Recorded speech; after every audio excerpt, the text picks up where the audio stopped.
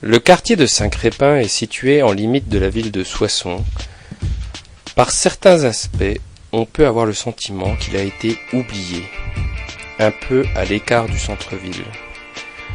Le bâti y est parfois un peu vieillissant. Les ordures ménagères y prennent beaucoup d'espace sur les espaces publics. Les jardins centraux, qui sont un élément positif, sont aussi parfois mal qualifiés, un peu abandonnés. Aujourd'hui, ce quartier fait l'objet d'une attention particulière pour être mis en valeur et en relation avec les dynamiques urbaines du centre-ville. À Saint-Crépin, on a le sentiment d'être dans un quartier particulier, singulier, un peu comme dans un village. En même temps, on a les berges de l'Aisne, qui ne sont pas très éloignées, et sur lesquelles on pourrait véritablement appuyer le développement du quartier.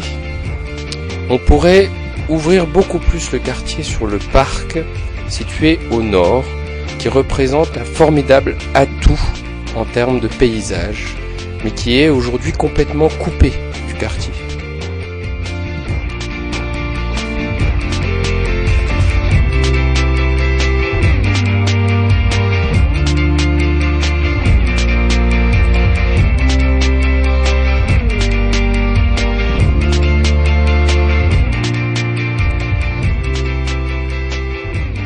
Pour développer Saint-Crépin, nous avons réfléchi sur la transformation, la mutation de plusieurs lieux stratégiques.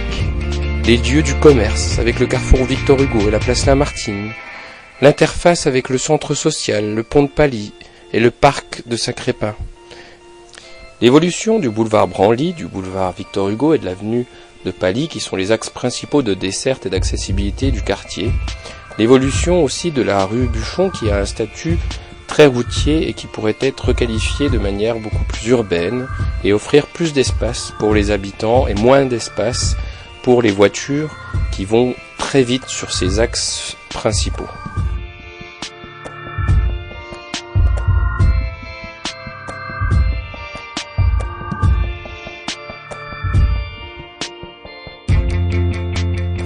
Aujourd'hui, l'école de Saint-Crépin n'a pas de parvis.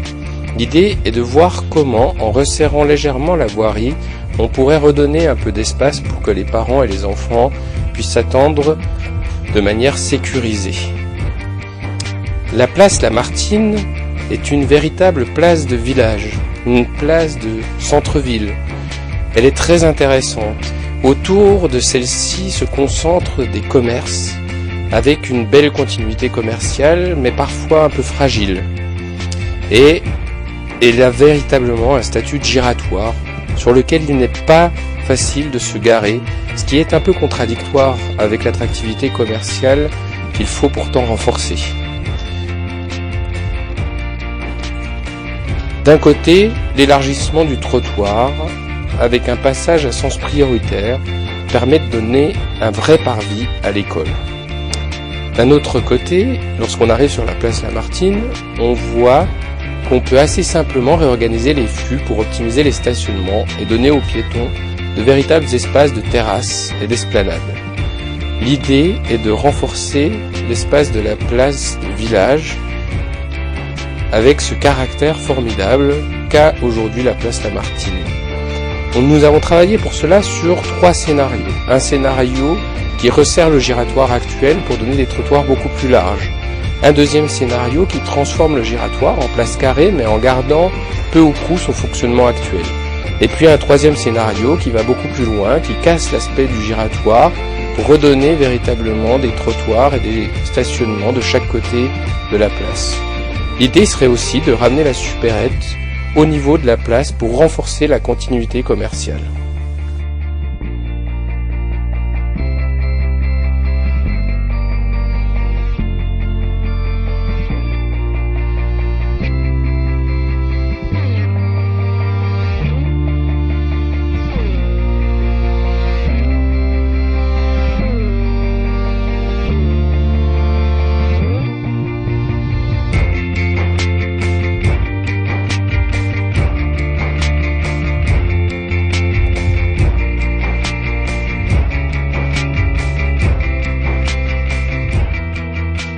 Sur le boulevard Victor Hugo, le traitement de la voirie aujourd'hui a un caractère très routier et les continuités piétonnes ne sont pas clairement définies. Les commerces se retrouvent un peu en retrait du boulevard et pas toujours très lisibles, mal adressés. L'idée est de recréer une zone de rencontre qui permet de requalifier les passages piétons et de sécuriser les stationnements tout en permettant un adressage des rez-de-chaussée commerciaux sur la rue beaucoup plus lisible.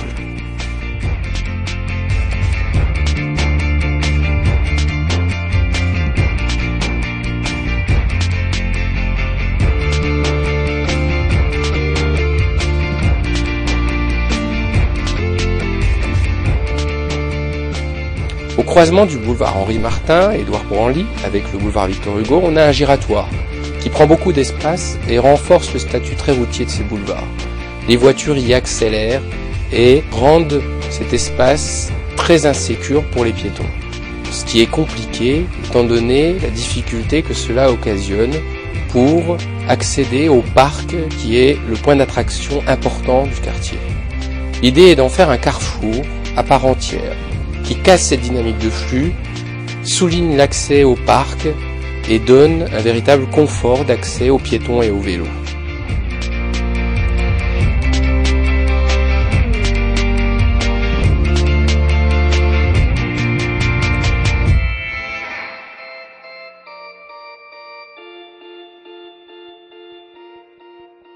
Lorsqu'on arrive sur la rue Buchon, on a un sentiment de perte de point de repère.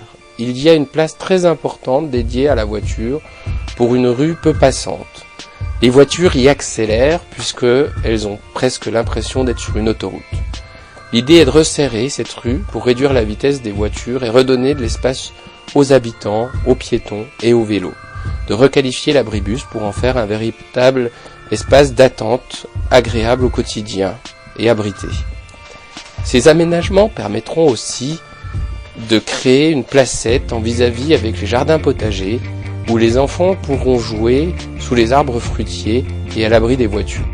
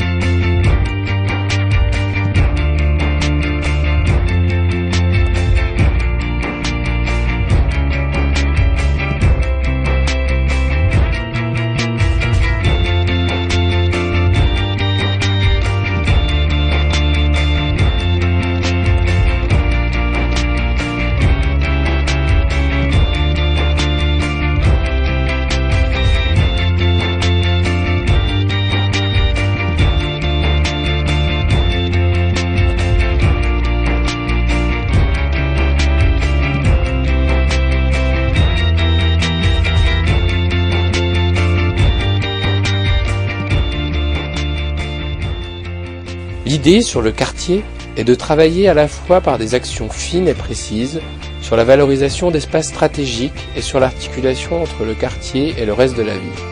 Il ne faut pas perdre de vue l'objectif premier, qui est de valoriser l'attractivité de ce quartier et de renforcer son accessibilité en améliorant le confort quotidien des habitants. L'élaboration de ce projet progresse dans l'idée d'une conception participative, construite avec les habitants. À travers ces différentes propositions, l'idée est d'ouvrir le champ des possibles pour permettre d'ouvrir le débat, le dialogue, pour concevoir ensemble l'avenir du quartier de Saint-Crépin.